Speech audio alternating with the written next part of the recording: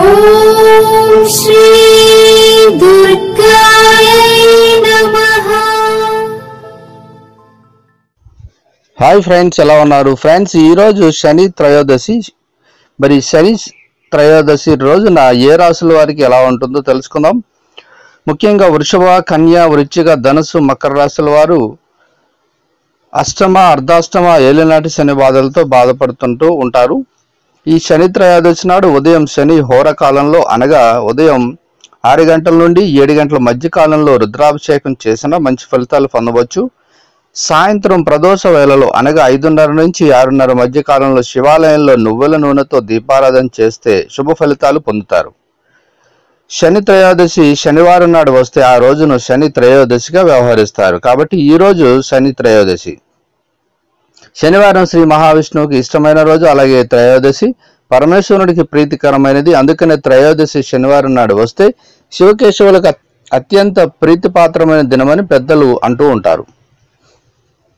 సూర్య భగవానికి ఆయన సతి ఛాయాదేవి కలిగిన సంతానమే శనిదేవుడు. అందుకే ఆయనను సూర్యపుత్రుడు అని, ఛాయాసుతుడు అని పిలుస్తారు. ఈ శని గ్రహం ఒక్కో రాశిలోనూ దాదాపు 2.5 సంవత్సరాల పాటు సంచరిస్తూ 12 రాశులను చుట్టి రావడానికి దాదాపు 30 సంవత్సరాలు పడుతుంది. ఇంత నిదానంగా సంచరిస్తాడు కాబట్టి ఈయనకు మందగమనుడు అన్న పేరు కూడా ఉంది.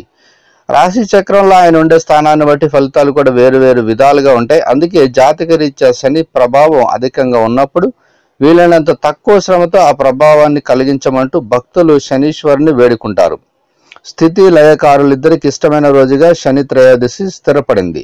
శని త్రయోదశి తిథి నాడు శనిదేవుడిని ప్రసన్నం చేసుకోవాలంటే ఇలా చదువుకుంటే, లేదంటే ఈ మంత్రం చదివితే మంచిది. నీలాంజన సమభాసం రవిపుత్రం యమాగ్రజం ఛాయా మార్తండ సంభూతం తం నమామి శనైశ్చరం ఓం శం శనేహ నమః అనే మంత్రాన్ని జపించడం వల్ల, ఈ మంత్రాన్ని 108 సార్లు జపించడం వల్ల శని ప్రభావం తగ్గుతుంది.